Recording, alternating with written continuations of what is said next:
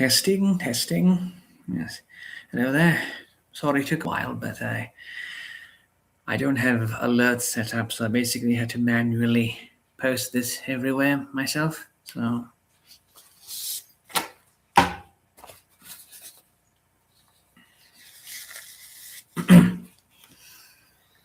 things are, well, the way they are right now. I have specifically. Hello there, and sorry I missed your birthday last week, but yeah, I'm just checking to see preemptively other people, other places I've actually posted this, just to make sure I didn't miss anything. But I technically started this stream at midnight, so it was technically no longer my birthday, but I tried anyway. So, yeah. I was going to explain the current situation as it was. I was sort of hoping more people would show up before I started talking about it.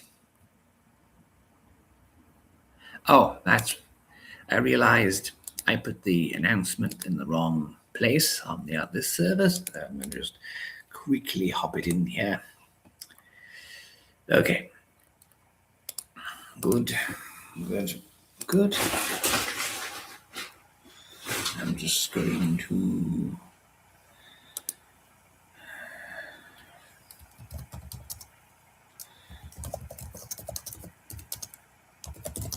I know it's a bit unceremonious, but there we go. So yes, I see at least one person is already here, and they've already said something in the comments, but I appreciate the one-up as well. I'm sorry if I'm being a bit boring now. I'm just trying to recount this. So basically, I had to move very suddenly on Tuesday. It cost a lot of money, and there's currently a bit of uncertainty as to the previously promised job that I had, which was the entire reason for this current move, although it would have been necessary anyway. I went to see the people in charge yesterday, and sent them further info over the email they requested, and now I'm waiting for a response, although I will probably not get one until Tuesday because it is Easter here, so that's that.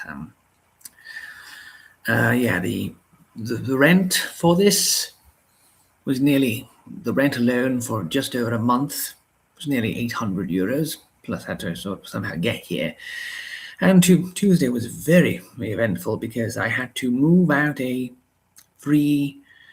basically had to help move out a 3-room apartment by myself. Well, not myself, by 2 or 3 people at once, but usually just 2, and they included carrying stuff down 4 flights of stairs without an elevator, and then up one flight of stairs without an elevator, and then also having to go up to fetch more stuff to put in the car that I only managed to get by accident, or rather my sheer stroke of luck, because I actually made a thing on Fredbay asking if someone could, trying to find somebody willing to actually transport my stuff these 12 kilometers or whereabouts, and it basically didn't go well. So I couldn't find anybody willing to actually make the trip. Well, the 2 trips they would have required, it turns out. So that was another bummer. So I had to deal with that. And I was incredibly sore, and I'm only coming into this room at 2 a.m., technically on a Wednesday, because it took so long to clean out the old place. And it was a very rough process, especially rough and time-consuming to transport all the books, as you might imagine. This room is overflowing with stuff right now. I barely move anywhere at this point, but so there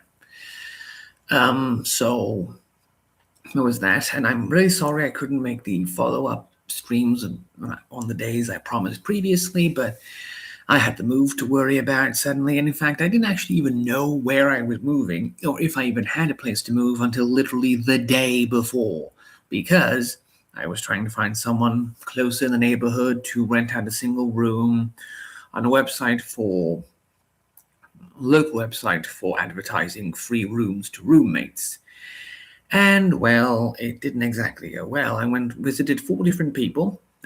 One of them basically told me off before I even got back home. Apparently, they thought I was too old. They didn't say that, but me being 35 and them being 27 was apparently too much of a difference. Funny enough, all of them looked like they were 40, so I don't know what they were worried about. The second person I met, which was another apartment close by, they said yes, and then they called me again to say actually no, or rather they can allow me to move in there for 1 month. So basically, I would pay them rent, still pay them a deposit of 200 euros for 1 month, and then would have to immediately look for something else again by the end of that month. So I said no, I was looking for something else, and then there was someone who was going to potentially rent a room out to me, but it was very expensive. And then they said, ended up saying, well, they actually need the room for the next month for their father and mother-in-law. So that ended up not going anywhere. And the last person I met, they basically said, even though their ad said it was free to move in from the first, they actually said, oh, I have more tours this week and more tours next week. And so that was very kind of unprofessional from them, considering what they specifically said on there. So yeah, I basically had 4 different appointments. None of them worked out, so I had to find this motel to try and tie me over. Which the problem is, I was looking for an apartment to lease for a realty company as well. Although it would have been even more expensive given they would have wanted a deposit. But the only problem is they initially offered me a tour on the 31st, which was the day I had to already move out. So I asked them to give me a tour earlier, and their earlier tour that they then offered me was 9 days later on the 9th, which is like, I don't understand how that makes sense to you. And I messaged them multiple times. I called them. Apparently, they just were not interested at all in what was going on. Total lack of any kind of urgency on their part. So, yeah, I basically had to settle for this, which is very expensive. I don't know how it's going to go next month, but yeah, because of the price. The problem is, like, yes, the price is high, but you don't also have to pony up a deposit at the same time, and the deposits here usually are around 3 monthly rents without like electricity and things like that. So even the cheapest one, you're looking at around 1,500 euro just in deposits. Because apparently, and even trying to rent out a room as a roommate, most people still in this country still want you to pay a deposit, even for a single room. So that also didn't really work out. Plus, I had people contact me, suggest meetups, then say, oh, I'm not in the city for the next 2-3 days.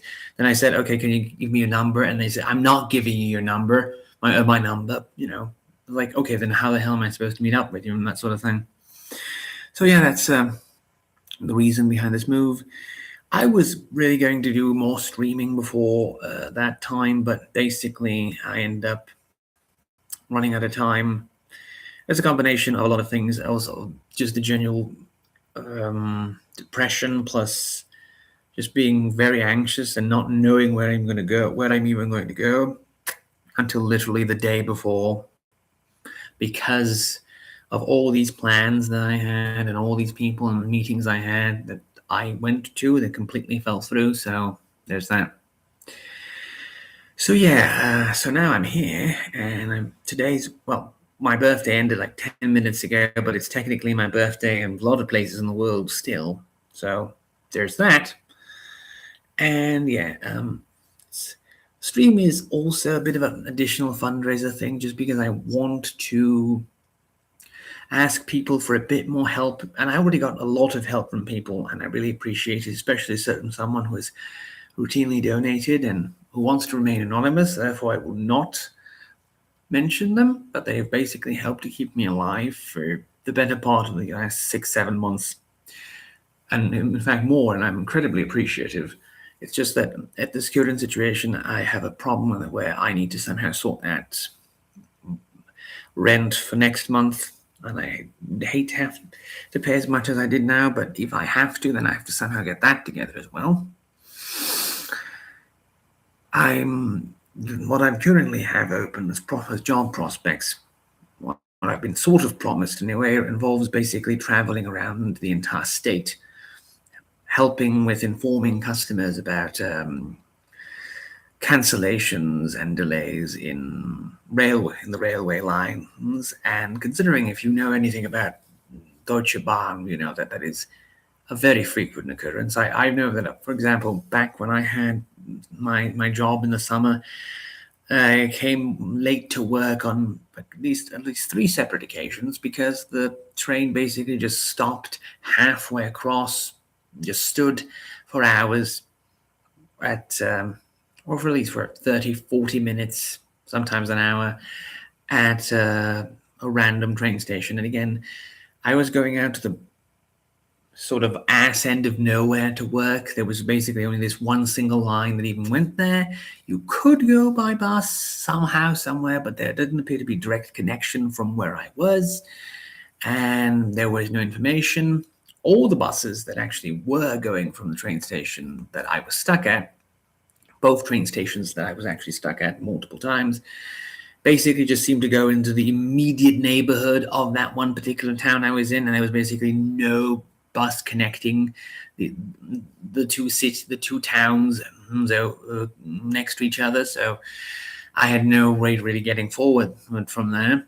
Also, me and several other people also working in the same department spent maybe an hour trying to find the replacement bus service. We found the one that ended there, but not the one that actually went in the direction of the line where it was cancelled. And we went around the entire train station asking bus drivers multiple times.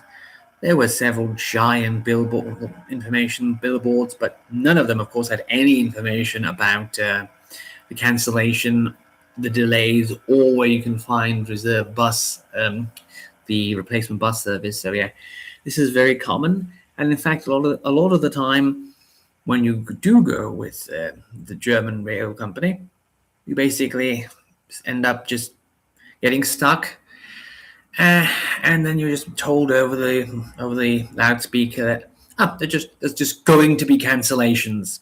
No word on any replacement bus service. No word on any alternative methods to get to your destination. Just a constantly repeated declaration of there's going to be delays and cancellations, and you have to figure everything out yourself, basically. Sometimes there's people who will tell you. In fact, I've had this.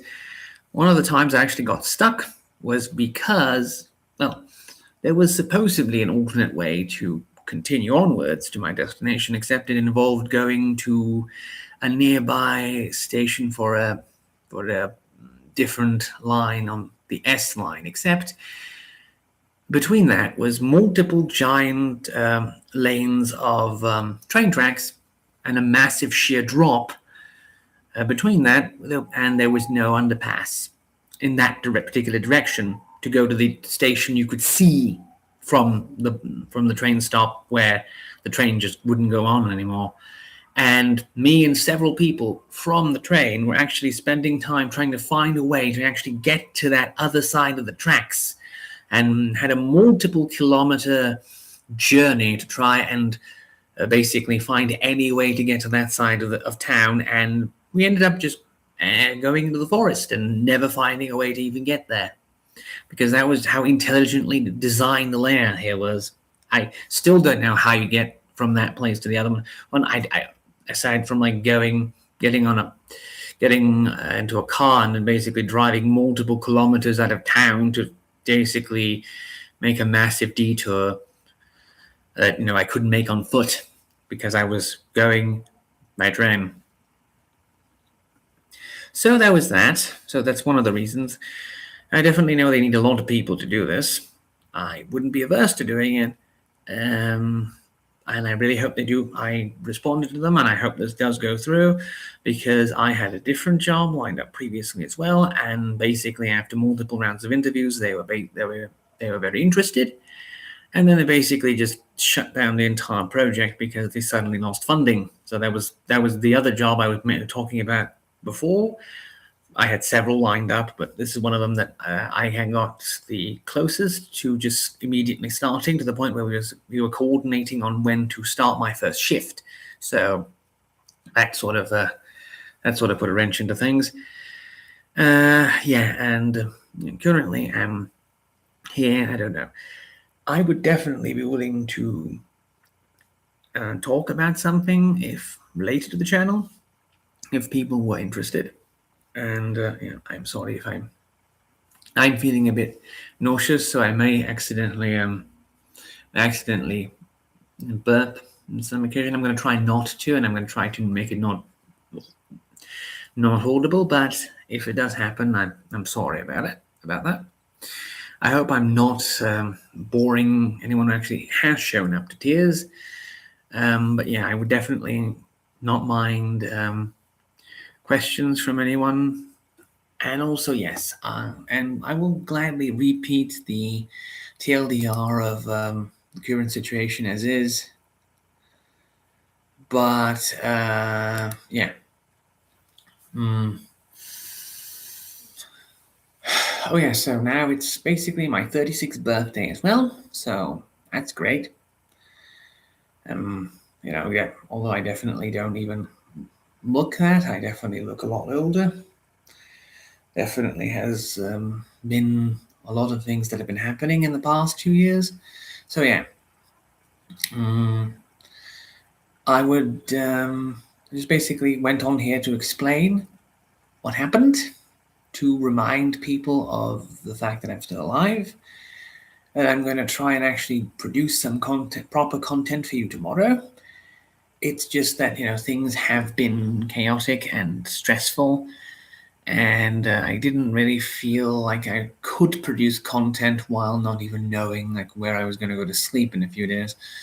So it definitely kind of ate away at me a bit. So there's that. Also, I don't know if anyone here is familiar with that. Basically, just I communicated what happened to my uncle because of the fact that he helped me out a bit. A few years ago with paying for plane tickets that I didn't really want to have to get, but I've paid him off as much as I could so far, but he keeps routinely pestering me for money, and including vague or not so vague legal threats. And yeah, that happens a lot. And just today, basically just informative of what happened, and he basically seemed to consider the idea of me having to move out suddenly and almost not having a place to live as quote-unquote karma for not having paid him back his money when he wanted it. This is someone who doesn't need the money, who has spent a majority of his life, in fact, not paying alimony to multiple children that he fathered in this country, in his own home country, out of wedlock.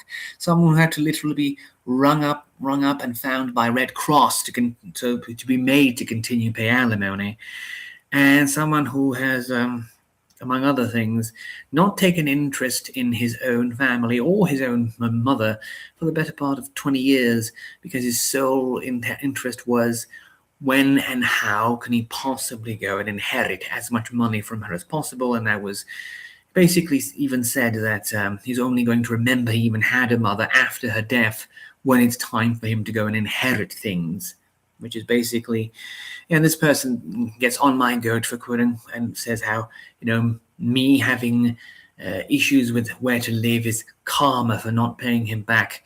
not paying him back with 30% interest like he wanted to, by the way, which he's it's not only the fact that he's basically calculating interest that pisses me off, it's also the fact that he's calculating interest at such insane rates that legally, in order to even be able to apply them, he would have to be a registered bank institution in the US, which he is in fact not.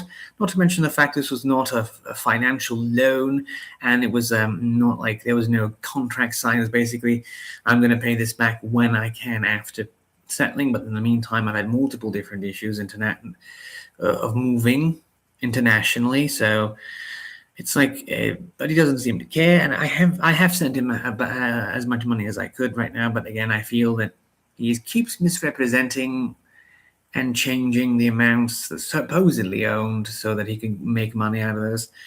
And again, I don't really know how that's very moral.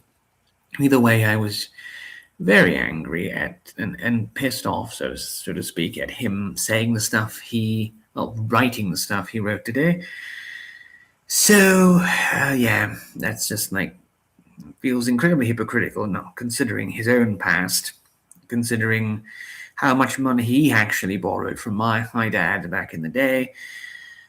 And they keep arguing with each other. When they talk to each other very briefly before blocking each other again, they will yell at one another who owes who money. So I definitely heard some stories which basically seem to indicate that in his gambling problems caused us to lose a significant and rather lucrative business opportunity due to my father having to basically bail him out as a result of him basically embezzling money from the business and losing and gambling it away at a casino multiple times.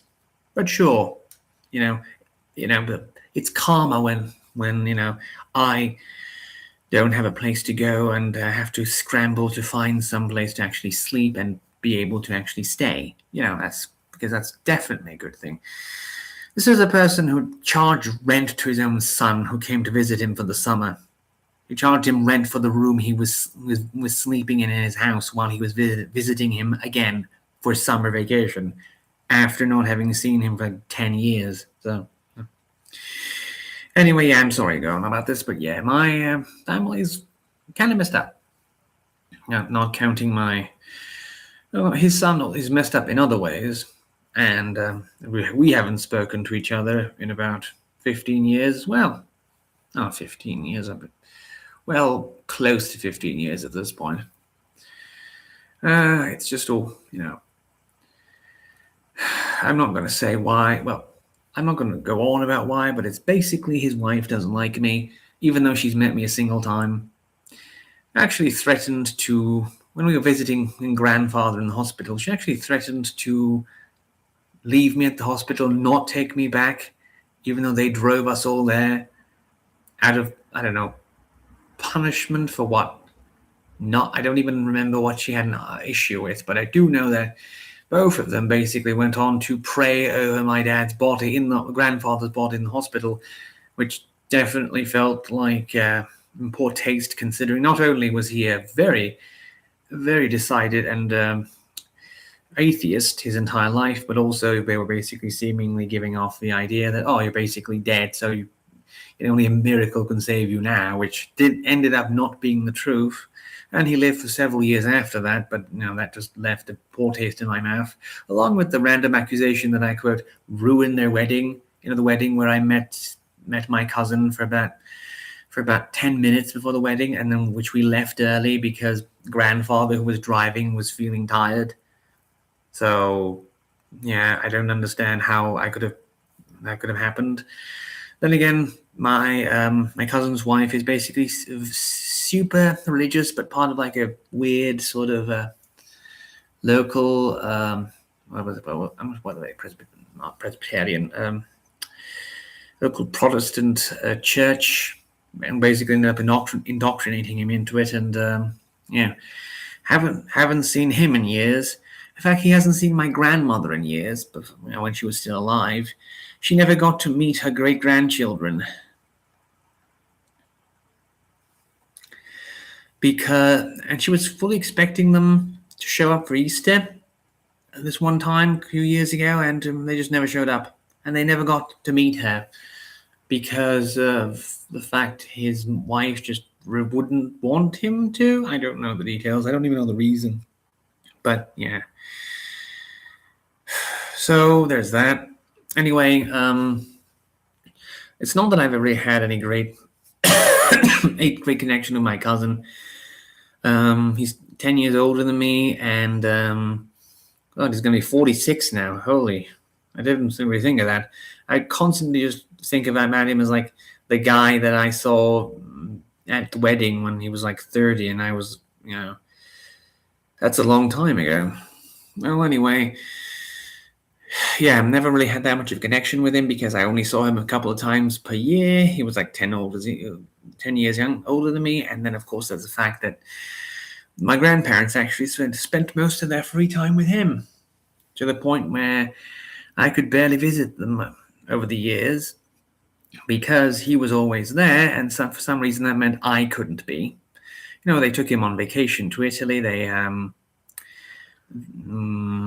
basically went with him. They went with him on trips, and then I never got that because when I got to that age when they could have taken me, they would say, "Oh, we're too old. We can't do this anymore." So basically, he ended up getting all the help and attention they could give, like my grandfather helping him to get a degree, just back when he was still capable of explaining things to him, because my grandfather used to be a teacher at university, and it ended up where the moment he didn't need them anymore, like after my grandfather helped to teach him how to drive, to get his driver's license, and tutored him to get through high school and then get his engineering degree, and after all the trips and vacations they took together and all the things they bought him over the years, etc., basically the moment he got his degree, he no longer needed them and basically stopped visiting. But yeah, still my entire life I was being constantly compared to him and how great and amazing he is and how successful he is.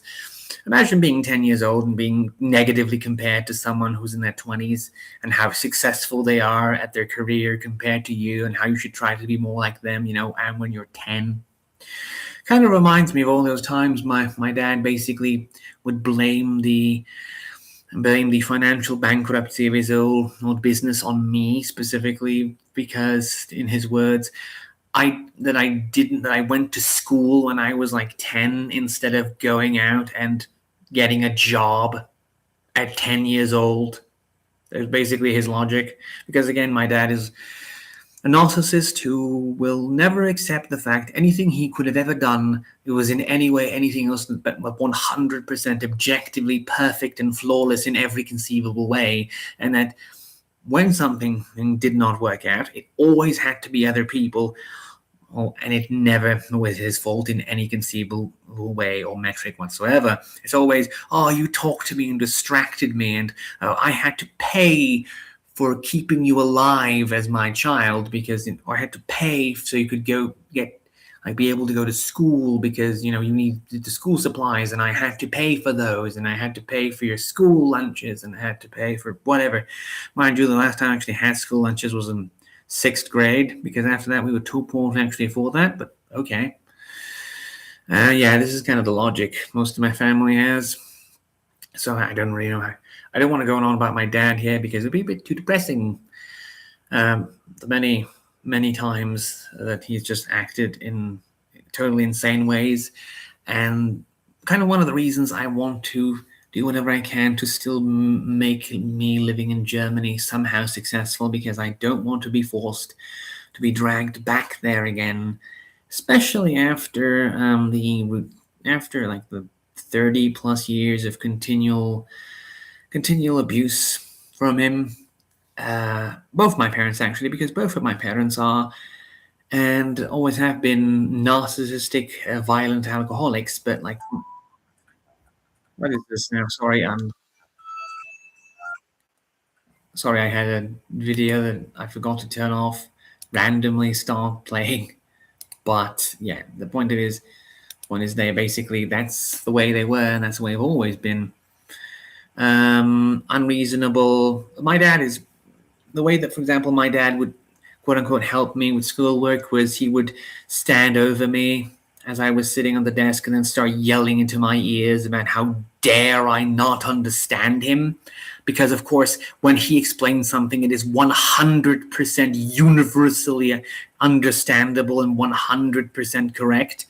So the only reason I would actually not understand is willful disobedience and rebellion on my part. I would actually actively try not to understand him as an act of poor discipline. That was the only explanation, and I was yelled at directly into my ear about how dare I not understand it. Well, basically, he didn't use the words, but basically just kept yelling the same words over and over again, as if yelling them into my face somehow made it completely understandable, and I was being somehow not disingenuous. What's the word I'm looking for?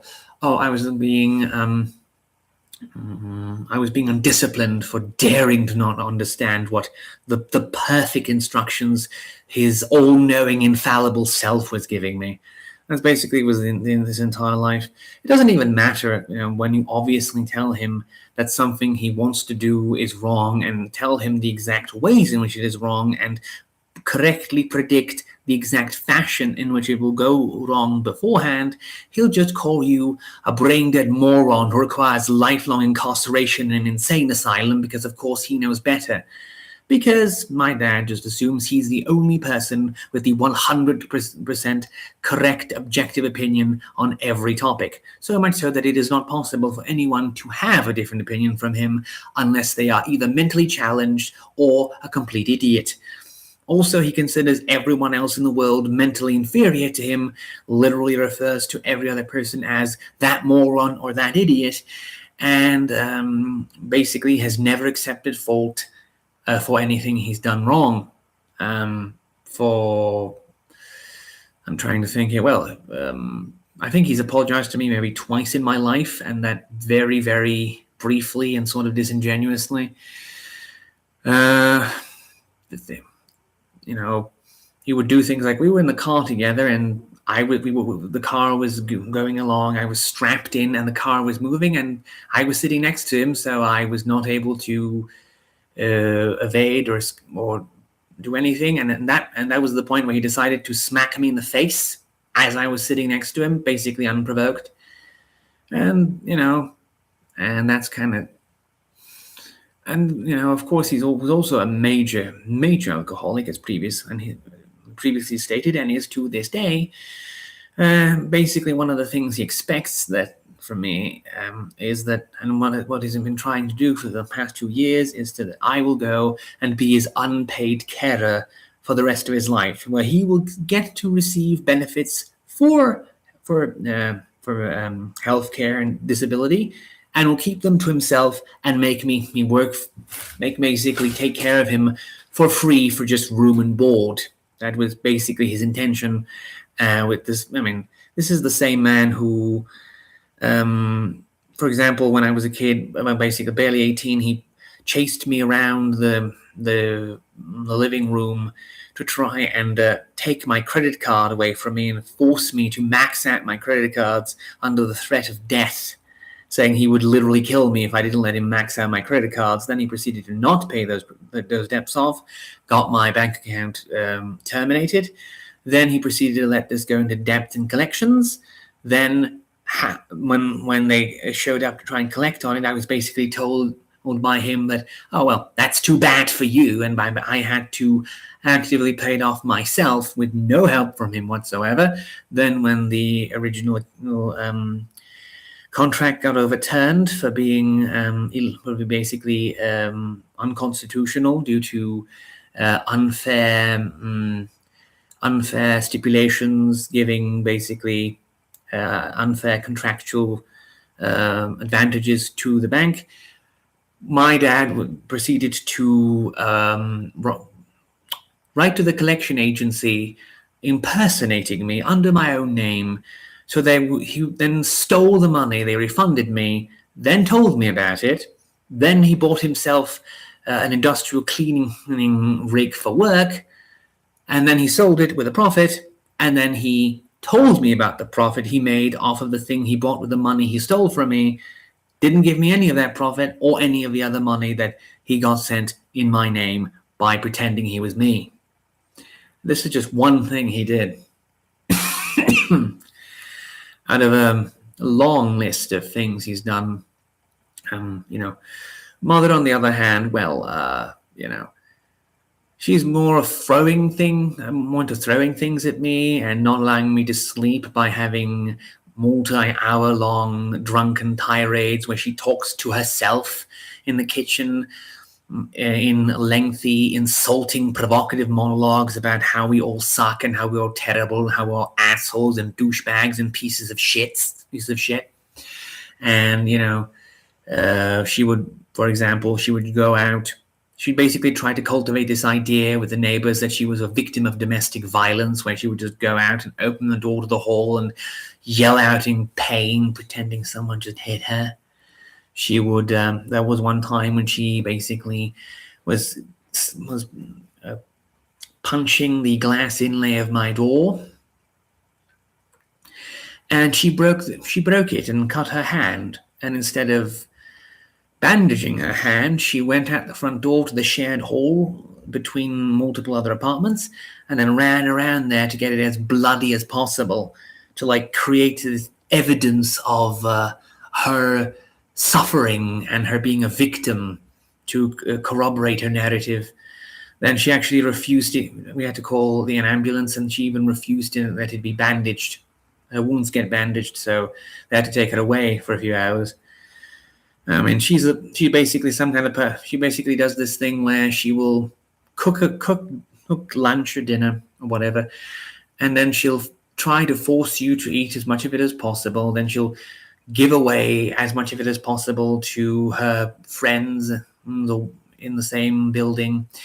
And she'll try to force you to take seconds. And when you say no, you tell her no, go eat yourself. And she'll just say, "Oh no, I'm not hungry. I'll take this when I'm not, or when I'm actually feeling better. I don't want any food right now." She will then proceed to take whatever you haven't eaten, freeze it, put it in the freezer. And then a few hours later, she's going to start angrily yelling at you for having eaten her food and leaving her hungry, calling you a selfish pig for how dare you make your own mother starve through your own selfishness, you piece of shit, etc., etc., etc., and will yell about this for hours. She will literally yell at you, vulgarly insulting you for multiple hours because of her own decision that you publicly and repeatedly disagreed with. And this is actually that she just artificially manipulates a situation to fictitiously create a situation she can complain about. Just like when she gets drunk, her favorite activity is to yell at you, angrily demanding you do things that are literally physically impossible. And I know that because one time a few years ago, she basically got in this state again, and she actually was demanding something, and it happened to be something I could actually grant her. So the moment I actually did the thing she wanted, she stopped for a second, started recalculating in her brain, and it switched immediately to instantly demanding something else, which was now completely 100% impossible, showing that the only reason she does this is to create a situation where she can yell and complain about you not doing a thing, but making sure that thing is impossible to get or impossible to be accomplished, so she can continue to have license to yell about it because she manufactures the situation so it's impossible to actually accomplish it at all.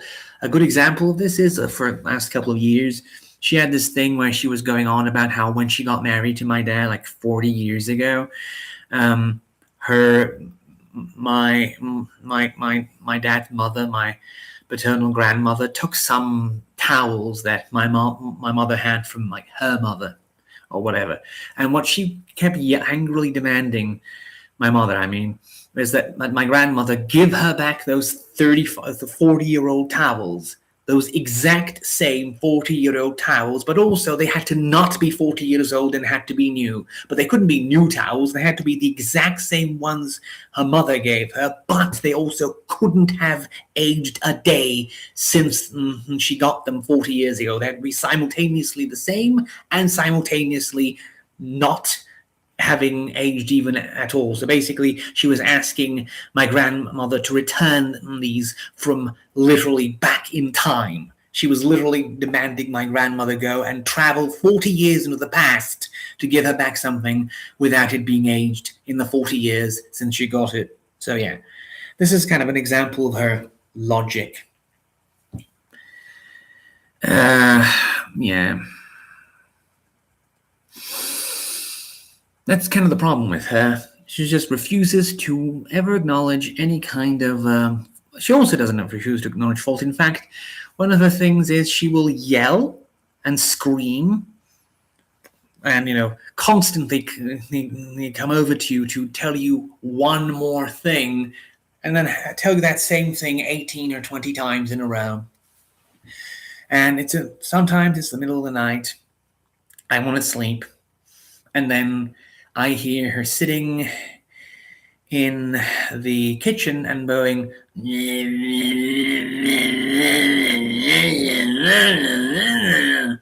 and she will go like this angry, unpleasant, provocative. Thank you very much. Thank you for the solidarity. And yet the thing is, she would just sit there in the kitchen and just have these angry, biting remarks said in this annoying, kind of sneering voice that are just, it feels like getting stabbed in the ears. And you go there and tell her, "Can you stop? I want to sleep." And she'll actually look at you and literally intentionally not hear the thing you're saying. She will make it a point to purposefully and intentionally not understand the contents of your words so she can continue yelling because she makes herself not understand that you want her to stop. Therefore, because she manufactured her perception to not comprehend the fact someone wants her to stop, she therefore doesn't feel the need to stop because she's artificially prevented herself from being made aware of it. She'll do this for multiple hours, and then you tell her to stop after 20, 25, 30, 40 times in a row, and then she'll say, "I'm not saying anything," after she spent the last 2.5 hours not being quiet for more than 20 seconds tops, over and over again for multiple hours, over and over and over again. Also constantly saying the same stuff. But, well, that's what she does. And it's completely impossible to make her understand that she's doing these things. In fact, the next morning, she'll pretend she never said anything. She'll pretend she never did anything. She'll act as if you're crazy or you're making it up and none of this ever happened. This woman, there's times when this woman will not just also get just extremely violent. She's thrown stuff at me. She's thrown kitchen knives at me. She's thrown pots at me. And then she'll do stuff like, for example, there was, she made dinner. She took the pot with the dinner and then she threw it out of the balcony just so none of us can eat it. So, and the fact that she didn't land on someone, on a person or a car because she did it on top of a car park is kind of amazing, So this is one of those situations. Of course, my dad is basically the same. He'll constantly threaten to destroy my property if I don't do the things he wants. He'll threaten to tear up my books or to set them on fire or to throw them in the garbage or to... Well, a good example of this is one time when I got an argument with him. I had this very cheap microwave pizza. He took it and threw it in the trash on top of a bunch of cigarette butts and ash. I got it out the trash. I cleaned it, And I was just basically eating wet dough at that point, and he said he's going to take it and throw it in the trash again. And I said, I'm going to clean it if he does that. And he basically said, okay, then I'm going to urinate on it. And yeah, basically my dad was literally threatening to urinate on my food just to prevent me from being able to eat it. This is a grown-ass man. And yeah, he'll threaten. There was... And the thing is, I can only be free if I get the help to be able to pay for rent until I can actually start this job, because I can't just live on the street. And so yeah, beyond that, constant threats of destruction to my property. Last time I was there, he would routinely just steal my computer and hide it until I did what he wanted, and would threaten to destroy it, to purposefully break it if I tried to find it. He went into my room and basically nearly destroyed my glasses because he was just smashing everything with a cane. And then when I told him about it, he's basically said the thing he keeps saying all the time is, that's too bad for you. Because he basically stated he would, if he broke my glasses, he would not in any way ever repair them, have them repaired, or do anything to finance me getting new ones. Basically, he literally said anything he breaks, he doesn't have to replace. Also, his argument is anything I own. Okay, first of all, anything he gave me, actually he can take back at any time because he used his own money to buy it. That means it remains his property forever, and he can do whatever he wants with it without me having any say in the matter. So he can steal it back and sell it for beer money for himself, which he has done many times with the things I've owned. He would just randomly come in and ransack my room and then just go and run down the stairs to sell my comic books for beer money. But that's his rationale. Then there was the fact that even with stuff that I bought myself, he says, but I gave you the opportunity to have a job, have work, to be able to earn that money. Therefore, all the money you made in your work is my money, actually. So anything you bought with the money you earned, with my money, is also my property. Basically, any money I made while home was still his money, and anything I bought with it never was my property, just became his property forever. That was his logic. And and I couldn't really have him be investigated because, even if the police showed up, and what would they say? They would take a statement. Even if they put him in jail for like a night, they would let him out. And even though he wouldn't be allowed to come back, he would still come back and then beat the shit out of me for having reported him and throw me on the street, because he doesn't care about the law.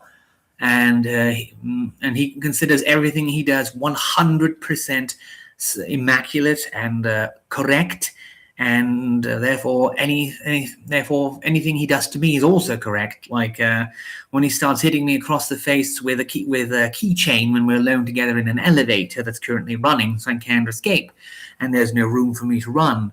Or that time he'll just casually come over and say, I'm really sorry that I don't have a baseball bat anymore, because if I did, I could beat you to death with it. And then is surprised I don't want to talk to him literally after he said this. Or that time he basically said that because I didn't, if I don't clean my room, he's going to set my room on fire and then me with it. And it was like so much of this stuff that's happened over the years. Yes, it is. He doesn't care.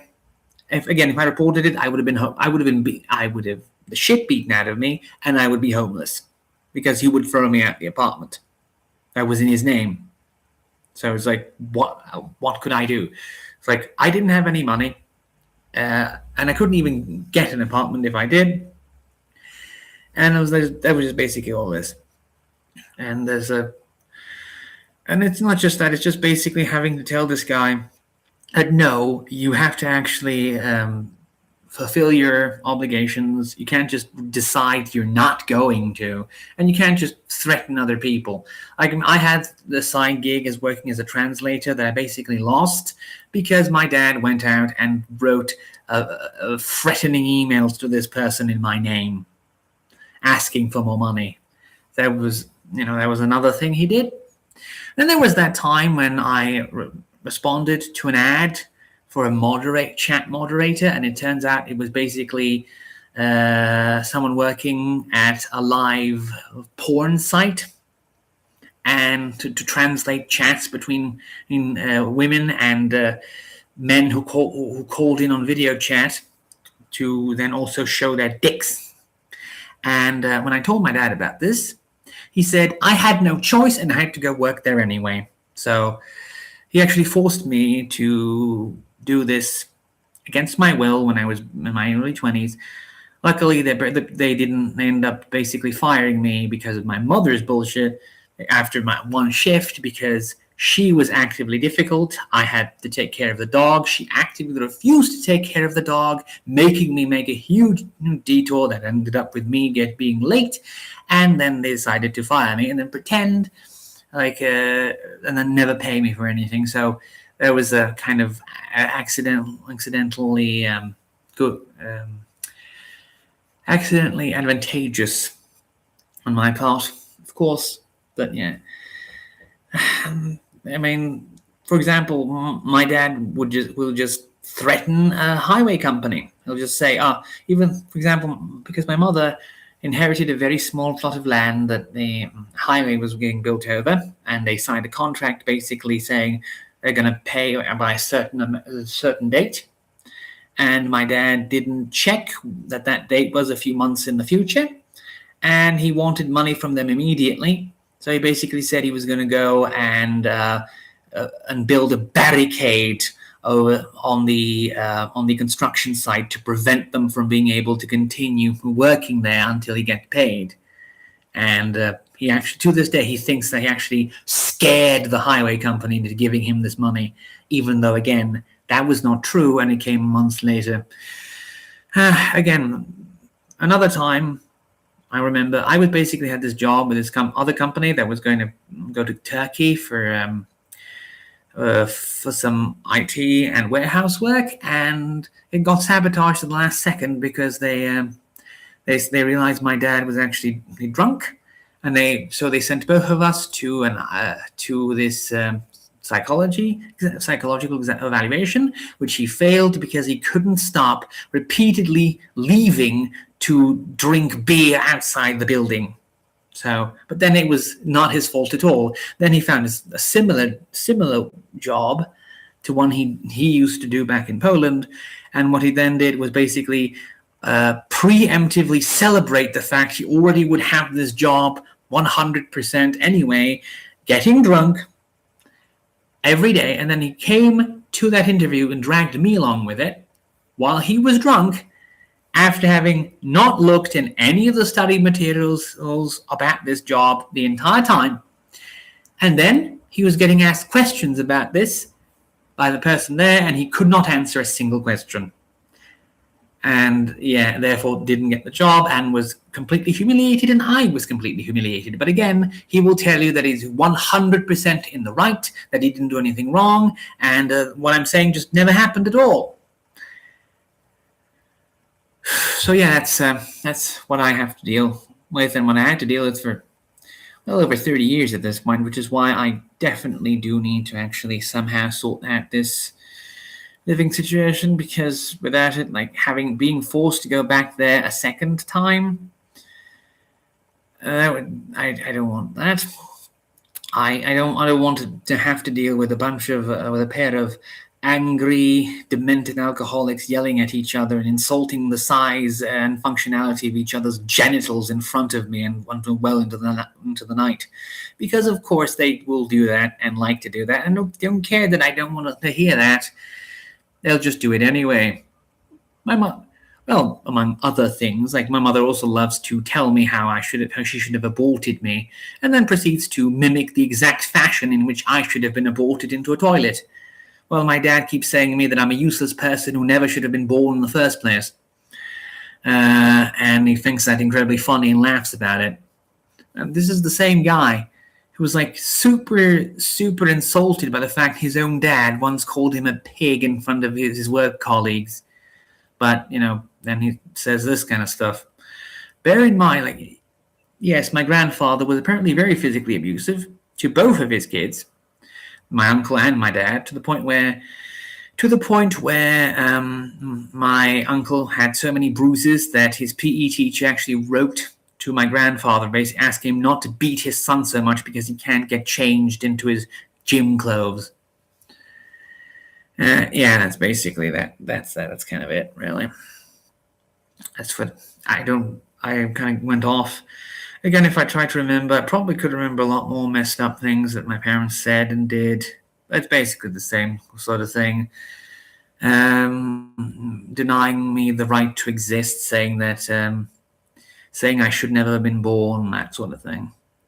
And of course, demanding continuous 100% lifelong free labor from me for the rest of my life, like demanding I am their unpaid lifelong carer who also doesn't get paid any money for it and has a second job on top of it at the same time, so I can pay them money to live in my room while taking care of them every single day for free.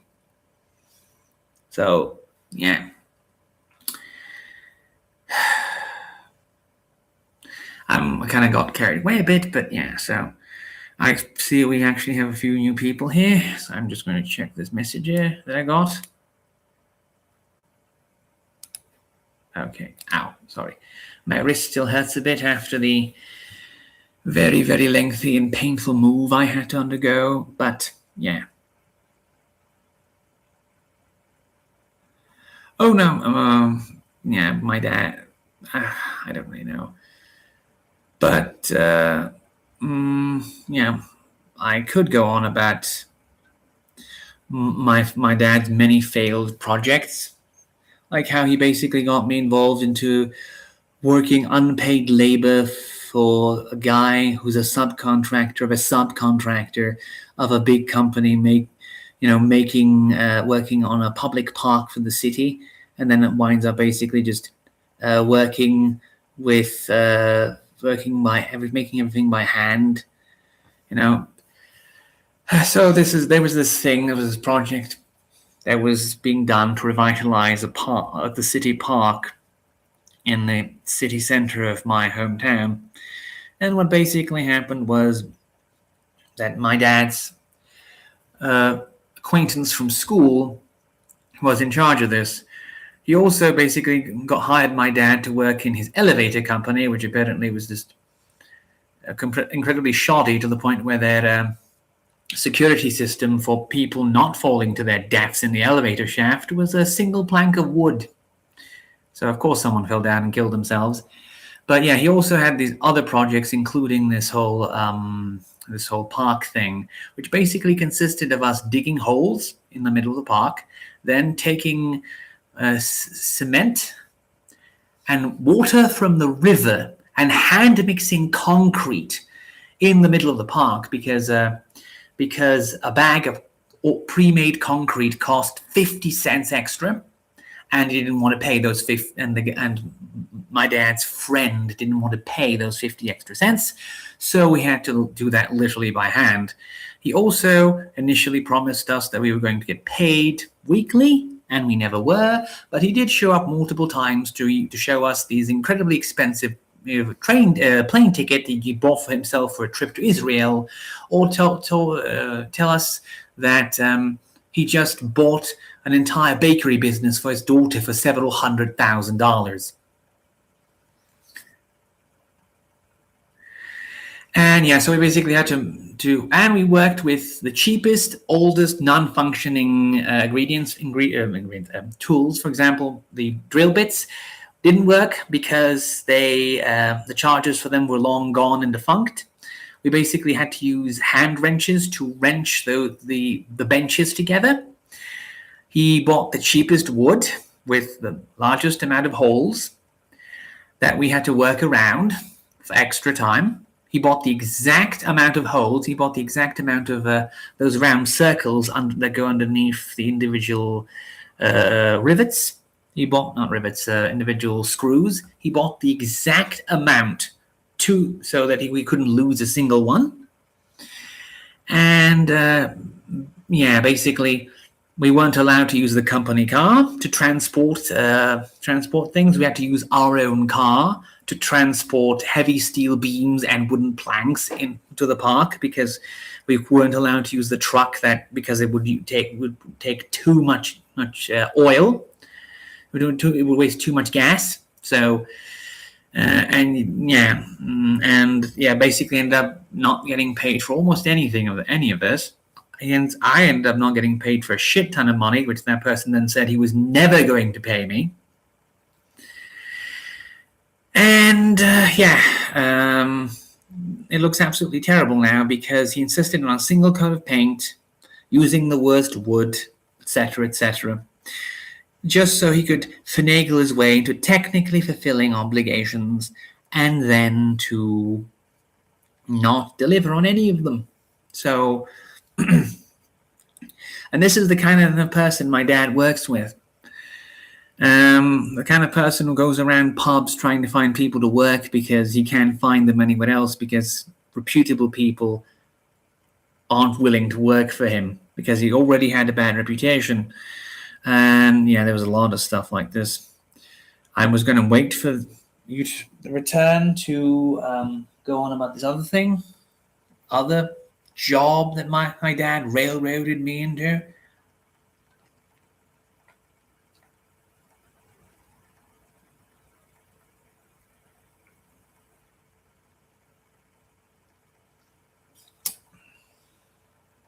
Sorry. I had to drink some milk. I do, in fact, think I might actually have to take a little bit of a break for a few minutes, just because I also do need to go and have a bit of a tinkle, as it were. But I'm not familiar with the setup here to where I can pause the video for this. I'm really unsure. So let me just yes. Okay. I could do that, but I don't know if I actually hang over it. Well, I'm just going to go run off for a few minutes, and I hope that you will not mind seeing my shorts, because it's rather warm in here, and I didn't want to. I can't just. I can't wear pants indoors all day, especially because I need to get my clothes currently done in an external washer. So yeah.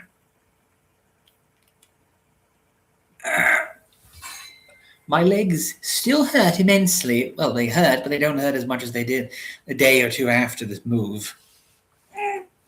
But my joint does. Oy, oy, oy. I'm just going to. Oh, it turns out you can't see it. Okay. Okay.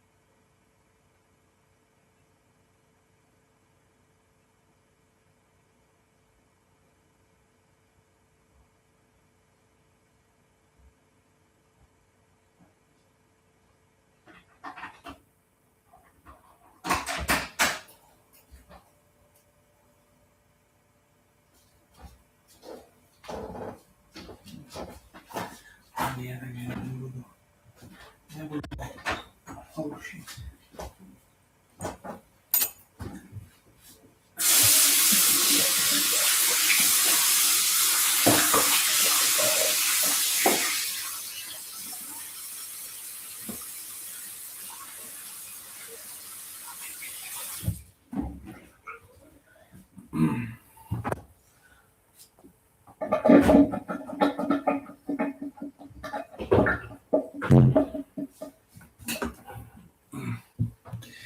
Oi, oi, oi. Oi, oi, oi. Well then.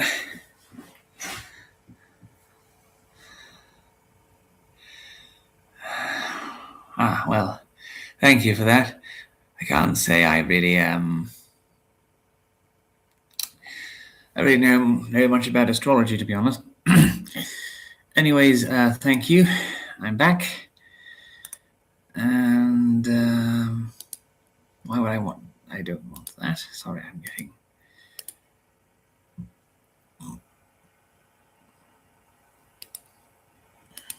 I'm back here. Now then, I wonder if any of you would be interested in me showing, going on about something else that's unrelated to my tragic lifestyle, as it were. Let me think. Of course, there's the book stuff. So let me think. What I was going to make. Sorry, I had to respond to this. Someone was asking me if I was all right because I mentioned the whole move thing. So yeah. Can I read something? Thing is, I don't have anything physically I could read. Well, I have stuff I have in German, but in fact, I have one thing I could potentially read for you.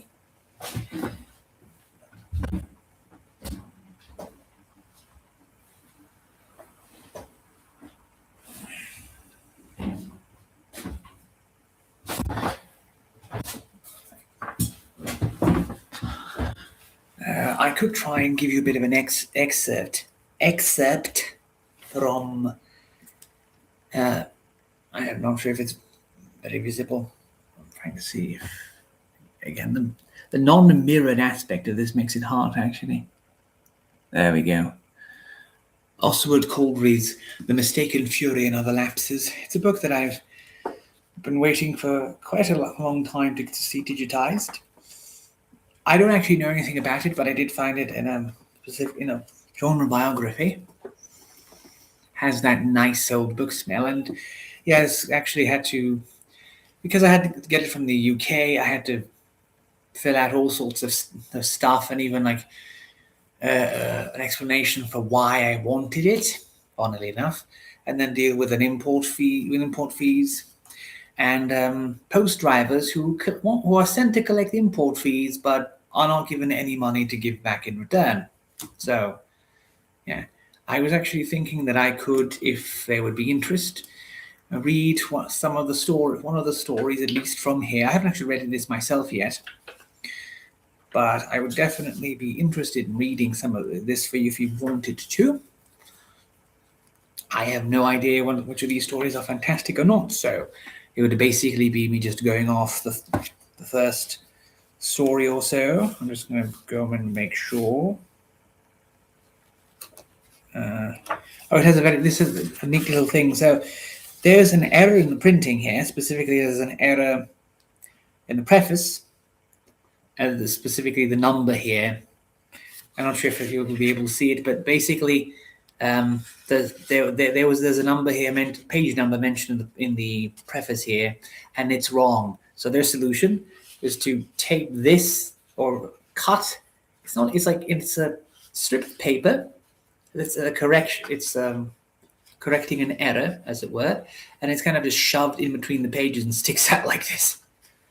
So I'm just going to make sure how long this is, because I want to make sure that it's not like, that's 12 pages or less, because it's like one of my pet peeves that's kind of universal, or rather I would say anti-pet peeves, if you will, Something that I really like, but I very rarely get to see, is if you have a book and the first page of the actual text of the book starts with page 1, not the preface, although those are usually not even, those sometimes start with Roman numerals instead of numbers, and not like counting the I don't remember what these are called, these first pages that are sort of, I remember the name, but I forgot, like counting like the title page and stuff as page 1, or the page which is where it was printed. Now, this one doesn't do that, but also there's like way more than just 2 pages before that, so I don't even know how it's counting that, because the first story starts with page 3. There's a title for the story, so I guess it's counting from there, but it also doesn't count the preface or the title page or the contents page or the dedication page. I don't know. It's completely pointless rambling. I'll just shut up and I'll try and read you something here. So this is, as I said, from The Mistaken Fury and Other Lapses by Oswald Coldry. This is Corydalus.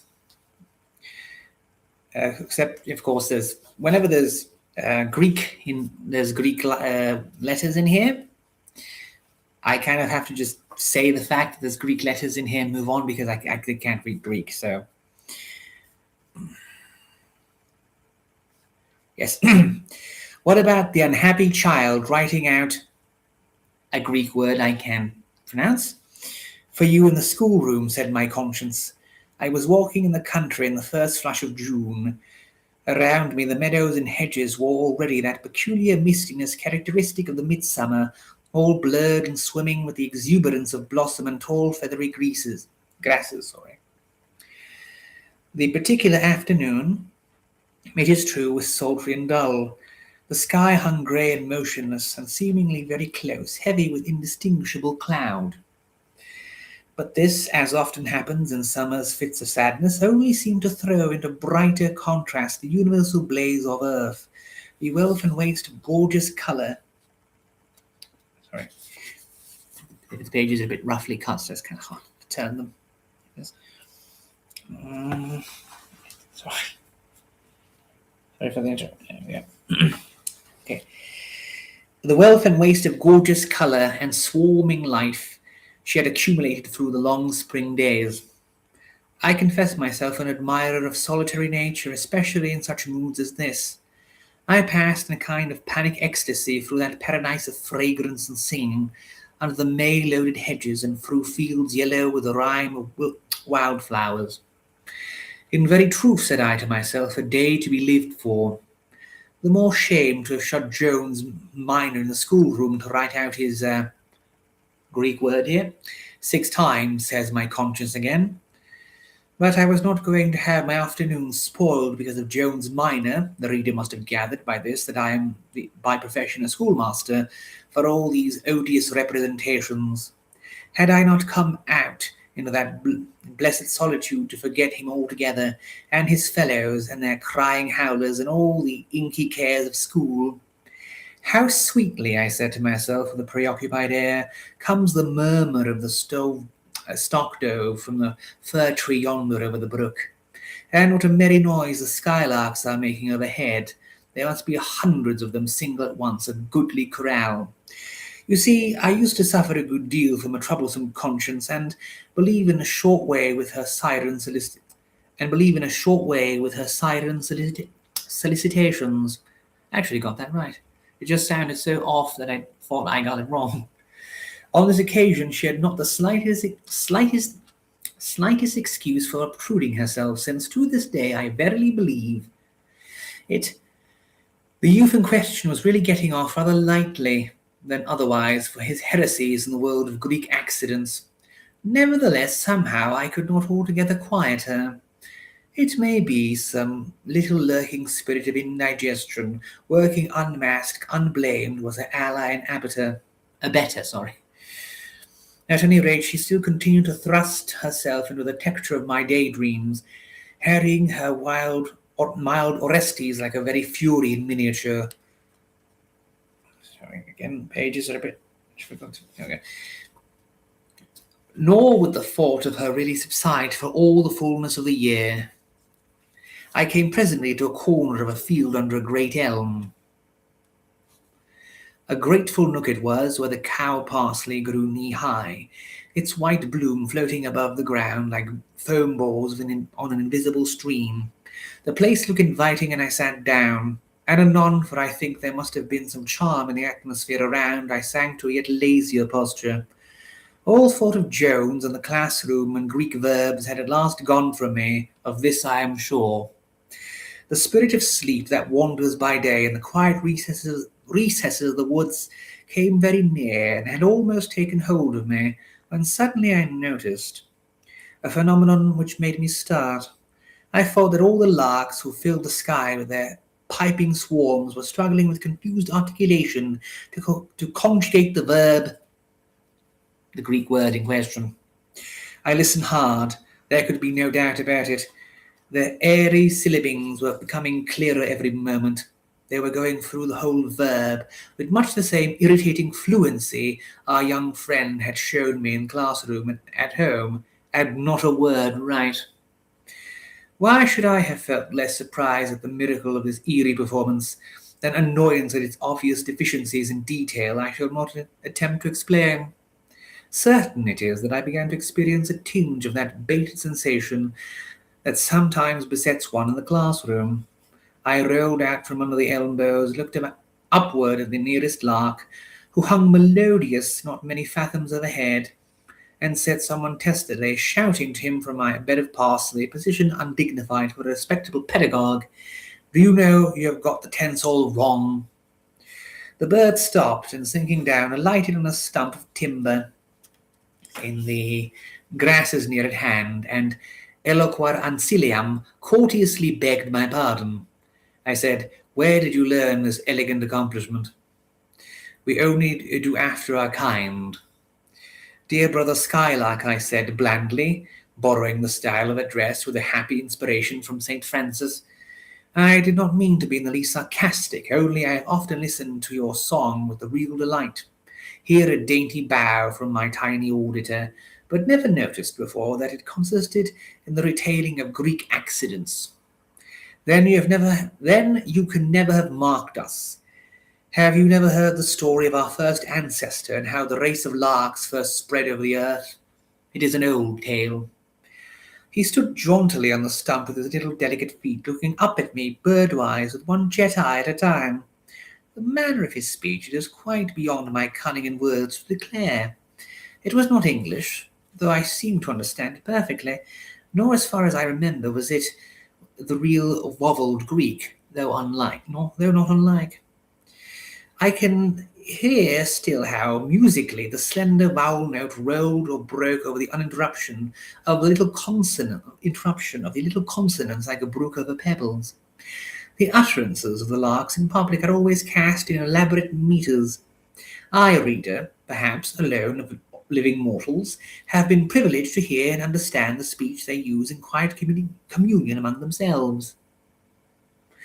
Of course, I was all curiosity to hear his legendary lore, and this is what rather solemnly he proceeded to narrate. Long, long ago, far, in fact, beyond the memory of Lark, the ancestor of this race had been a human youth, a pupil in a school. But his life with the tribes of men was embittered by a savage pedagogue who, because of a certain slowness in performing his task, kept him continually shut up in a gloomy cell, so that the budding sweetness of his life withered away untimely, and he prayed Minerva often that he might be changed into a bird and escape the clutches of his tormentor. And at last, when it was now the third day, he had written out the verb, the same Greek word again, 6 times, and the goddess feared for his young life. She listened to his prayer, and Corydalus, for this was his name, became a skylark and fled out of the window to a feathered shape and sweet life removed from tears. So the savage pedagogue was hanged on suspicion of having made away with him. But for Corydalus, still among the songs of thanksgiving for his deliverance, he mingled snatches from those mournful iterations of his former sad life, both as a help to any hapless mortal who might be in like case again, and because in our joy there comes always a sweetness from stray memories that speak of tribulation past. The little epic was over, and I had thanked my small informant. And with a flash of the silver underwing, he was gone, and once more ringing out merrily in the firmament, before the strangeness of the whole thing broke fully upon me, and I rose to my feet.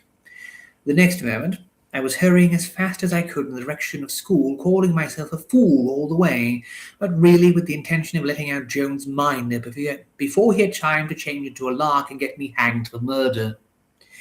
A mere midsummer day dream, you will say, strangers blending of the music of June fields with echoes from the sombre, careful world beyond. You are right, it certainly was nothing more. Yet often I have been able to detect in the song of the skylark fugitive verb forms, fading snatches of conjugation whose meaning sorry, has long ago been lost, and whose very form was fast subsiding into the streams of senseless joyousness in which they were embedded. Sometimes I can trace nearly a whole tense, sometimes only a solitary barbarism, but I seldom fail altogether to note the peculiarity I look for. That is why I have retailed you my dream so carefully. The next time you listen to a skylark, gentle reader, try whether you can perceive any ground for my illusion. That being the first story done. I'm sorry for some of the stumbling I had done here. I, I'm sorry, but I just can't resist smelling an old book. And well, yes, there you have that. And I hope that was entertaining. I would have something else planned as well if it would be potentially desirable to do so. And excuse me, I need to drink something.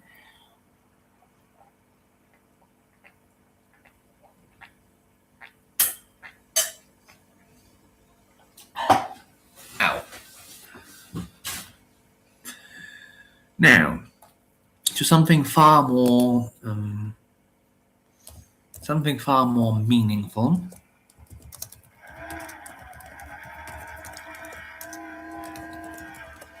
This concerns.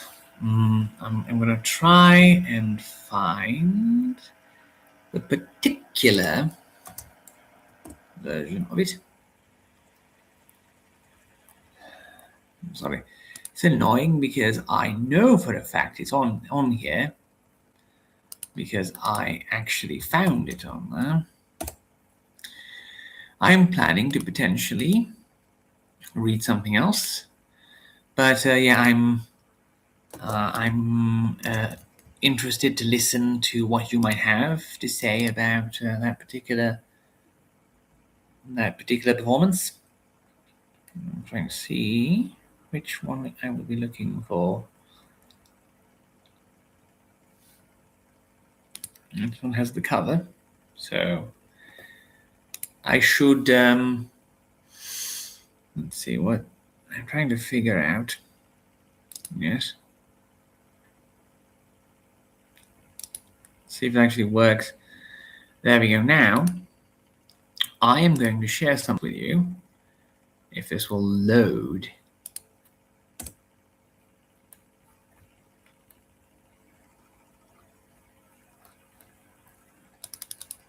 Mm-hmm.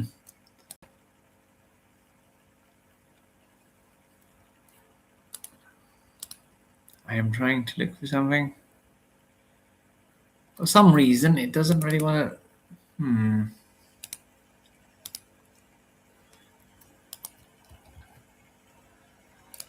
Hold on a second. I'm checking something.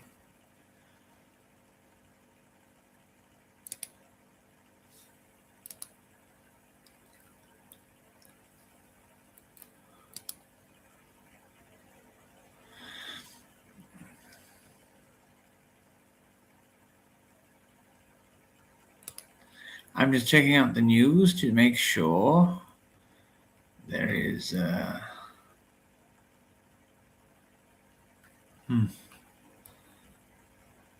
Okay, I'm looking at this.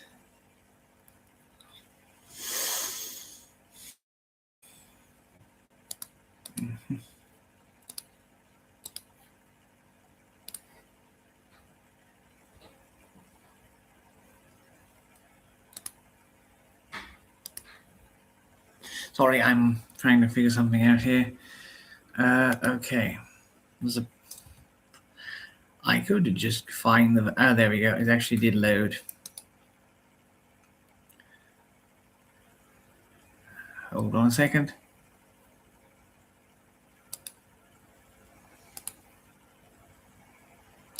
I need to test something.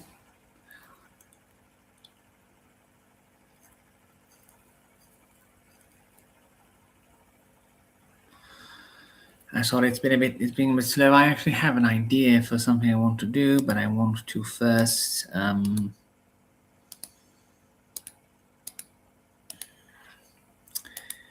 I've actually been meaning to do for a while. If this will... I don't want... Oh, great, it's doing... Sorry, I'm waiting for Opera to do an update. Opera Firefox to do an update.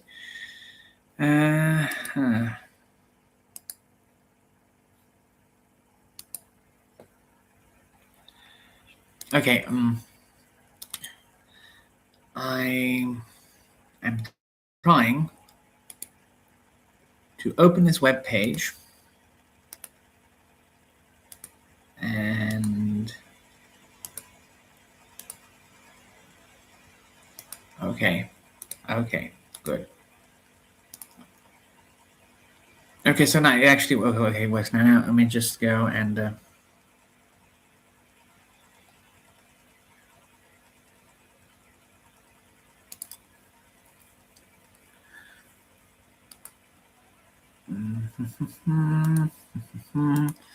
okay, now let's see what it does offer me. Okay, yes. Okay, good. Taking this off. Let me just this here. That does need to be taken care of right now.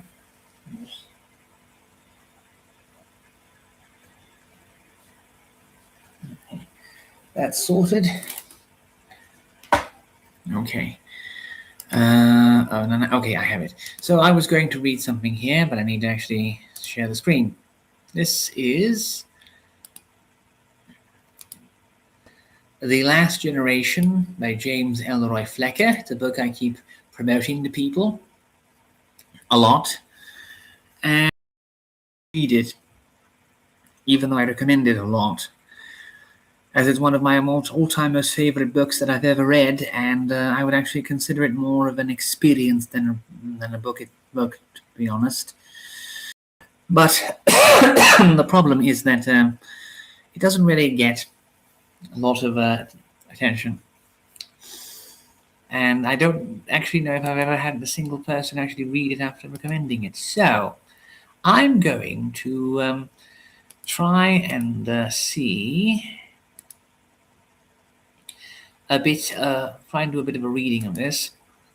I don't know exactly how long it would take. I'm going to just very briefly go through it. Yes. So this is something I was actually planning on reading, although admittedly it might do well to be to read that as a sort of a separate event. It's about 40 pages. So if you would be interested, I could definitely have a crack at it now.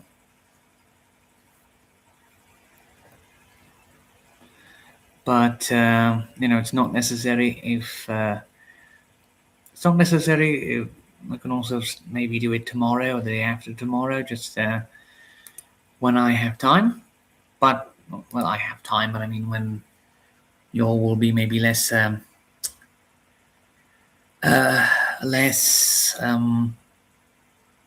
disinterested. And in fact, I do think it would be a good idea if I actually promoted this in some way. So let me just see.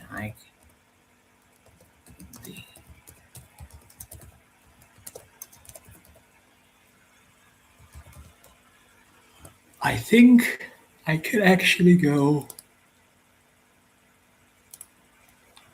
and read a bit more from this particular collection that I've already started reading, if only because I'm already. Come on, is there no larger image? I'm trying to find a version of this that.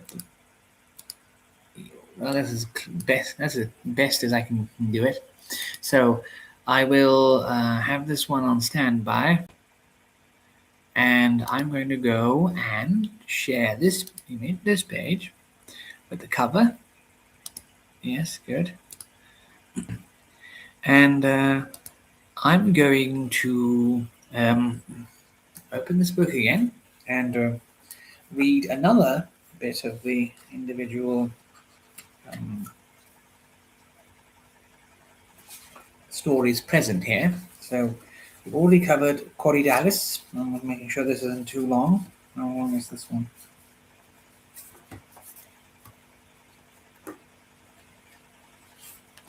Of the page. That one's almost as long. Let me think. I'm trying to find something else short that could be more easily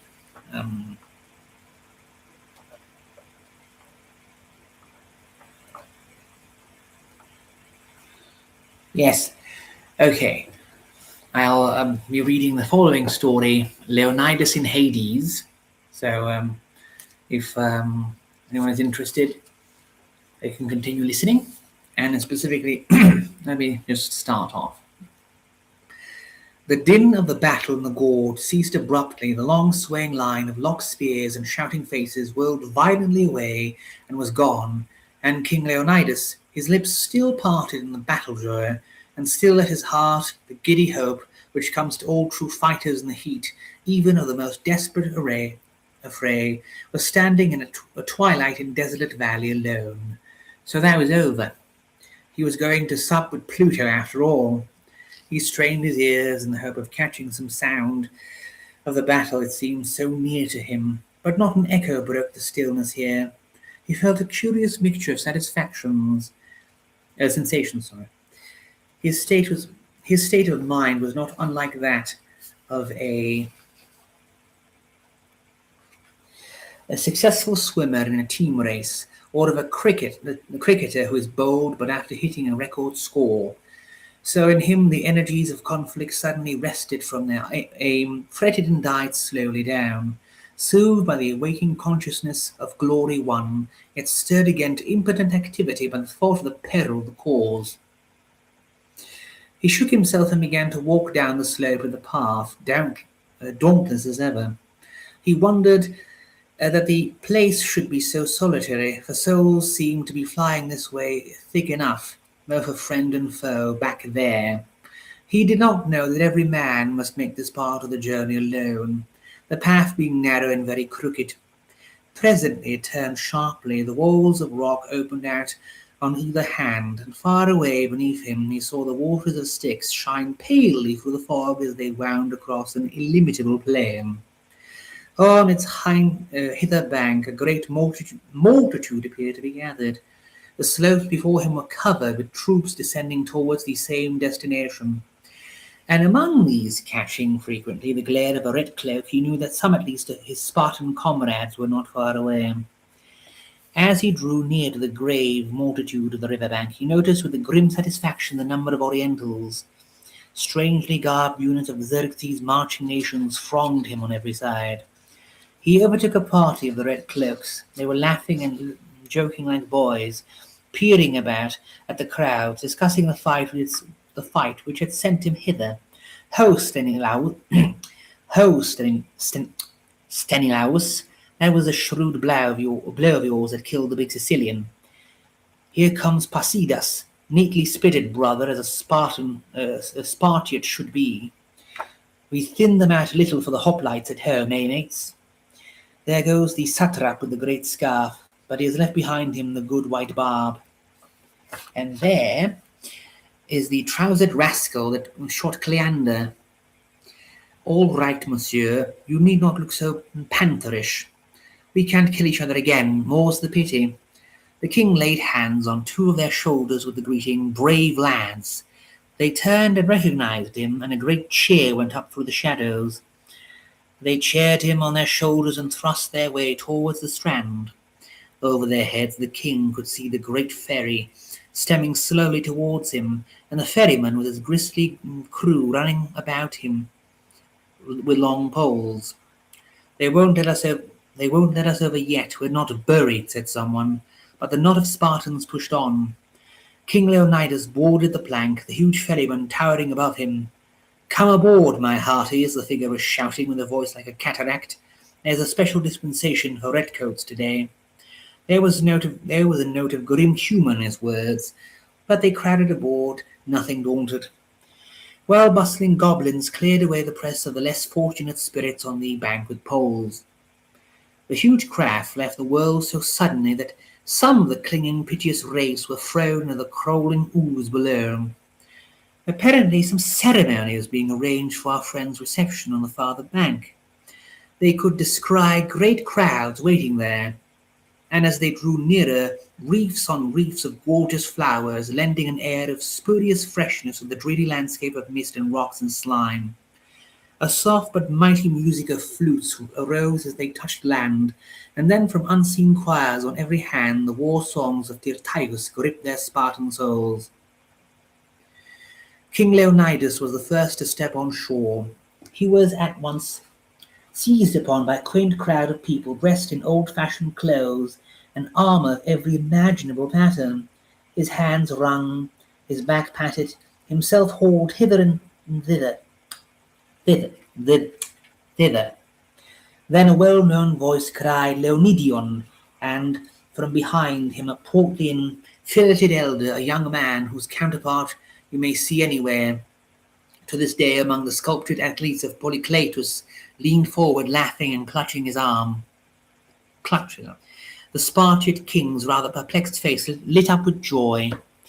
He found his way back to the speaker, flung an arm about his neck, and a gasping, "Get me out of this, Dorieus," was the only greeting which he vouchsafed this favourite elder brother whom he had not seen for 14 years. "Brave lad," said the youth when they had at last left the welcomers to spend their enthusiasm on the rank and file. "I knew you would come. I was sure of it when first they told us from the other side that you were surrounded. This is a great day for Sparta." The king was looking into his brother's eyes, laughing with joy. "Outspoken as ever, old boy," said he. "They'd rid of a bad king at least, but really I don't see what the noise is about. It's a disaster, Dorieus, and a bad one." He suddenly became serious again. "Don't be afraid of that, Leonidion.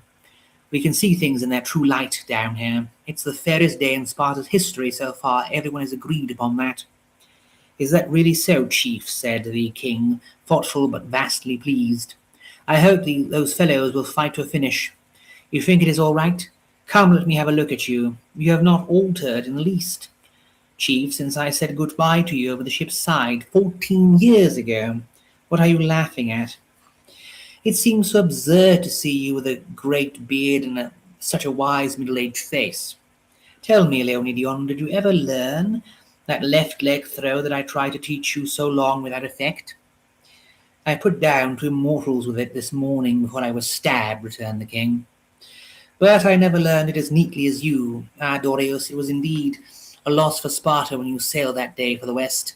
Why did you go? You would not have had long to wait. I was a fool, Leonidion. What a king you would have made, chief."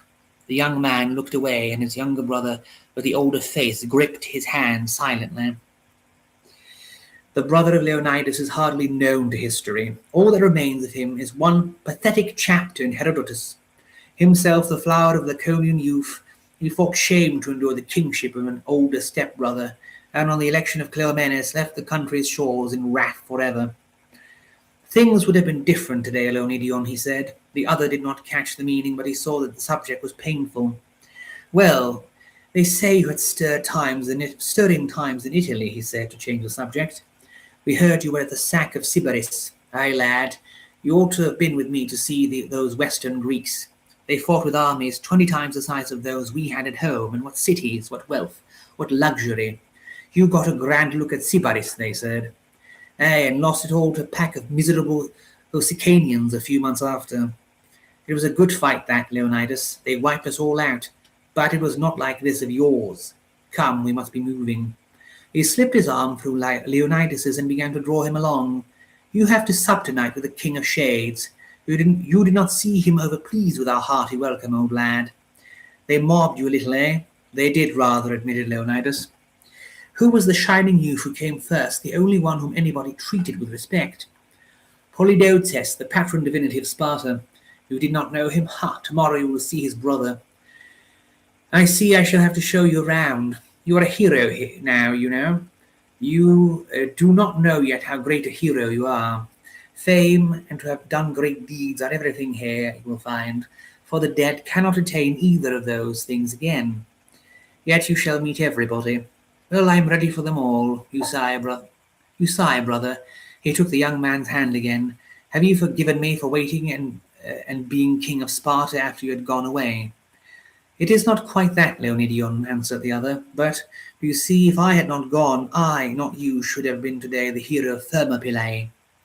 The compliment and the consolation were so delicate and so sincere, and such pathos underlay them, that Leonidas could not but be touched. He thought a moment and then replied, You must not envy me that, dear heart, and it is not over yet. Look across the river at the gorge yonder. Your eyes are always better than mine. What are those people emerging from the defile? They are the red cloak of Spartans, and a goodly crowd of enemies comes with them. Have no fear. Those, I think, must be the last. Yes, I think those must be the last. I thank you, brother, and now I am ready to go with you to the Palace of Shades. Come, off we go. Have you forgotten how to leapfrog? And that's that story in particular. Oh, hello. Oh, hey. Well, I actually didn't notice you there. Yeah, well, thank you.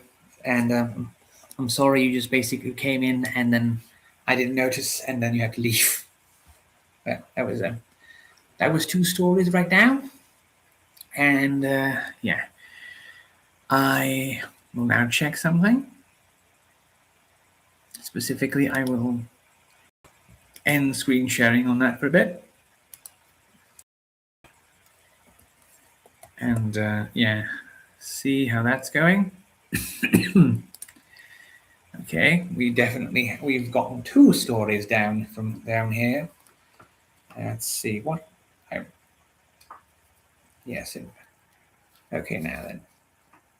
I have there's a very short story called Cyclops in Mediation that I would also like to narrate to you today. And specifically, let me just start. Cyclops in Mediation, a monologue. Nay, then, child of a ewe, if thou wilt feed along the very edge of the cliff, as though thou hadst a footing like the old grey he-goat, thou must even tumble over by thyself. Out there in the open the moon is over warm. I am going to sit me down here in the shade, where the grass between the boulders is green and soft, and the sea wind softer and pleasanter still. Perhaps, my heart move me presently, I will sing to you, though little ye deserve it, children of perversity that ye are. Father Zeus, how strange and shy a thing is this that we call pleasure, and how unaccountably ever she comes and goes. I hope you don't mind the sound there. It's the fan. I can't really do anything about that.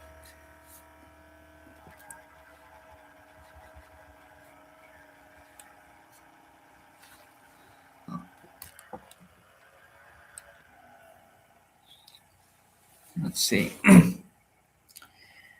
Cloudless days are plentiful now in the shy summertime, and often in my daily wanderings I follow my flocks to this spot. Yet it never seems so pleasant to lean back thus in shadow against the yet warm stone, listening to the wide whispers of the sea. How whiter than Aetna's coldest snows it breaks down there over the rocks, where the cormorants are crowding like flies, and the broad blue floor of waves begins that rises so far up into the sky. Look well upon it, my one and lonely eye. Old Telemos, the babbling sea, had often told me I must some day lose the sight of thee. It may be he is right, or we Cyclops are not deathless as the gods are, and must grow old at last and disappear like the rocks and streams. Yet I would not that any of this fair and strong body should feel and live when thou art gone, little as thou art, my solitary eye, that ever fetches such store of delights for my soul. And yet it is not well to speak such wishes before the gods, since none can say in what thing next Father Zeus will grant us to take delight. How often, in my green youth, I sat upon these cliffs and sang to Galatea, reckoning all this glorious being as naught without her, sheep that I was. Maybe she is even now bathing down there in the cold green water, and here am I that care not a jot. It was not so in the old days. A league away I could tell her form from any swimming triton or dryad on the slopes, or satyr half seen among the shadows of chestnuts. And then I would mope along the shore, still half persuading myself I was beloved, for indeed it was always seemed wonder that she so flouted me, and drew from it all much strange sweetness in spite of the pain. Ay, and sweet it is even now to look back upon that time and laugh, so that I almost feel it in my heart to forgive the jade and the mortal youth I found wooing her one autumn afternoon. Pity it was I so quashed his wooing with a piece of cliff. But it must always be thus. Life is good, but we who live it cannot all have our pleasures together.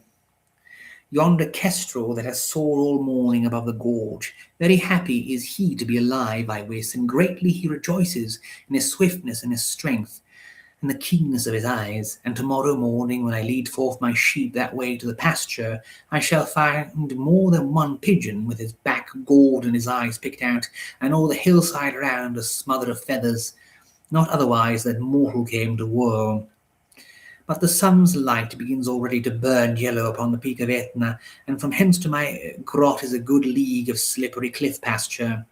Up, Siniska, my shaggy bitch. Such baby sweetness as those cannot long satisfy the youths of giants. Give me still hale limbs to leap and climb and fling, and the clean air to breathe and pasture for my flocks, and let the operation of the divine months not altogether fail. And Galatea and her sisters may weave forever the mystic dance men say they hold about their father ocean. See, 4 goats have wandered far from the herd down yonder swarden glen. Fetch them in quickly, and let us be going, for I begin to desire my supper of milk and cheese. That was the third one. So, yes, so far we've had 3 stories from this collection today. Let me just go and check. Now then, I believe this is quite interesting. I believe it's quite interesting to me, but of course, your particular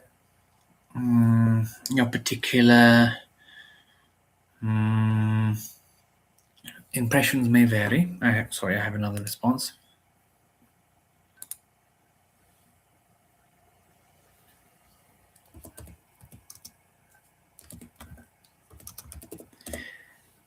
Sorry, I had a response to make. Now then,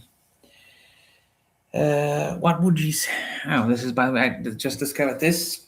Apparently, this is soda from Brazil that I found in the store, and it's fairly decent. It's basically like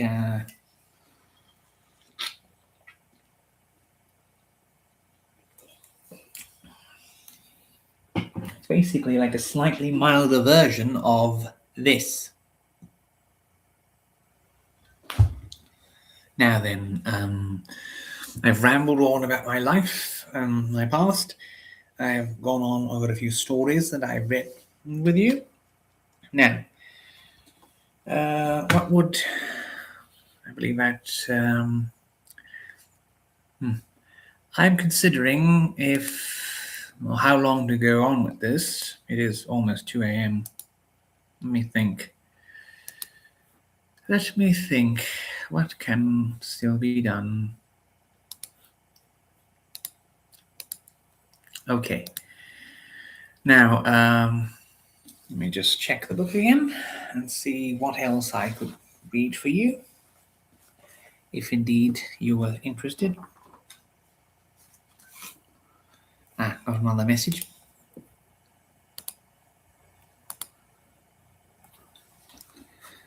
I have to respond. Okay. Now, let me just go through. Although sometimes we have.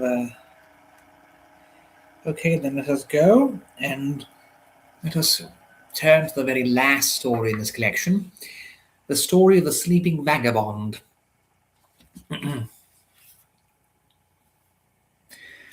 We took him. We took him for a common tramp, but he was clearly the relic or cast chrysalis of a scholar and a gentleman, and probably he was also a lunatic. We found him in a summer noon asleep under a pine on the Streatley hills. A fat little man with a red nose and bulging eyes. We had lunched well in the woods, Beeden and I, in a swarded grove set far back from the white dust of the road and the whir and rush of the motors. Only an occasional toot of the horn, scarce louder than the bell of a woodbird, broke half through the Epicurean aloofness of our picnic. As schoolfellows returned from far, we drank the red wine and pieced together, in friendly strife and emulous collaboration, memories of the Greek and Latin poets. When we discovered our sleeping friend, one, that was I, said it was a drunken tramp. But the other, he said, nay, this is quite clearly the demigod Silenus, and he insisted on trusting him up with the hamper rope, trussing him up with the hamper rope in the Virgilian fashion in order to make him sing. I confess that I allowed and even helped to perpetuate this folly. Nay, when our victim continued loudly to snore in his bonds, I even dropped a ridgy fir cone into his upward and open mouth to waken him. Thereupon he stirred, spat out the cone, rolled over kicking, and swore. But we refused to let him go unless he would sing us a song. As, however, he continued to excuse himself, saying that his voice had gone long ago, and indeed he spoke very gruffly and thickly, we finally consented to accept his story instead. This is the gist of the story he told us. As the 19th century drew to a close, Apollo looked with envy from his sun-couch four in hand on the pace of the life of men. On the railways, liners, electric trams, airship, motor cars, telescopes, telegraphs, and cables, with which, as with a new system of nerves and organs, the old brute earth had been clothed and vitalized. He began to fear that if this astonishing rate of progress continued, at length time and the sun's self should be hard put to it to keep rank with the speed of earth. The wide use of motor cars especially excited his envy, and at last he came before the Father of gods and men and complained, saying that it was not meet that the children of men should thus have practically a motor car each, whereas he himself, that managed the lighting of the world, must be content with a chariot and horses. So the cloud-gatherer gave his gracious leave, and that night when his journey was done, Apollo left his coach in the west and came leaning on the perfumed twilight over the inland sea to the Liparian Isles, where Hephaestus' forges are. A bargain was struck between those two divinities, and forthwith the Cyclops were all set to work. And 9 whole days Sicilian mariners wondered at the activity of those mighty fires. Thus the work was done. Just before the hour fixed for sunrise on the first day of the first year of the new century, all heaven was congregated in the courtyard of Apollo's eastern palace to criticize the cosmic engine. It stood instinct with life and breathing a rattle of thunders, a very castle of adamant and gold, wrought all over with representations of celestial history from the lame god's chisel. Right at the prow, for use when the great main solar globe had been quenched in the western ocean, 3 crystals of extinguished stars were set for lamps. Then the hour struck, the doors of the Orient yard flew open, and the great machine started on its way. Forth with an unexpected speed it bounded, leaving far behind the floating groups of hours and graces that are wont to hang like a living arbour above the morning outgoing of the sun. How shall I describe to you, who have only ever known the dusty, snorting roads of earth, the first radiant passage of Apollo's vehicle. What a scattering there was of the ram and the bull and the other glimmering creatures of the zodiac. What veils of auroral cloud rose behind his wheels from the roads of ether, while far away in his wake ambrosial perfumes hung, some of which the morning breezes bore down to earth, and mortals caught them faintly in Indian vales. Since then the ray-manned Atheon champs in his Hesperian stables. But Apollo, confident in his new car, has ceased to envy the enterprise of mortals. The methods of the 20th century no longer give offence in heaven. Having finished his tale, the little man bound, loosening his wrists without our help, walked off into the wood. That would be story number 4 from this particular collection. And yes, so I hope this is entertaining. I do believe that I should probably wrap things up a bit. I do intend to do more tomorrow. Hopefully create content, and then later perhaps do the proper reading of the Flecker like I wanted to do. I sadly don't have the energy right now to specifically do that entire thing. And I believe it would require some slight advertisement, because I do believe it should receive some attention. This is more of an impulsive idea. But yeah, I do hope you've actually been interested by this. And yeah, I hope this was somewhat enjoyable, and that my rambling narration didn't irritate you, as it were. So, hold on, I have another message.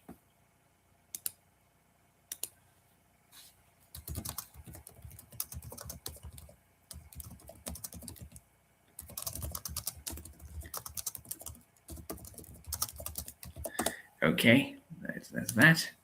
Okay, that's that being done. So I do definitely think I should be able to still stretch things out for the next 2 minutes. I will, and since we have someone else coming in just now, I might actually be able to read another story from here. Oh, I just left. Well, there's still 2 people about. So yes, let me see. Let me just go through the contents page and see how many we have. We've gone through 4 today. And therefore, there. See the contents fumbling around. There we go. That one's a bit long, that one's a bit long, that one's a bit long. That one's 20 pages, that one's 12. I guess.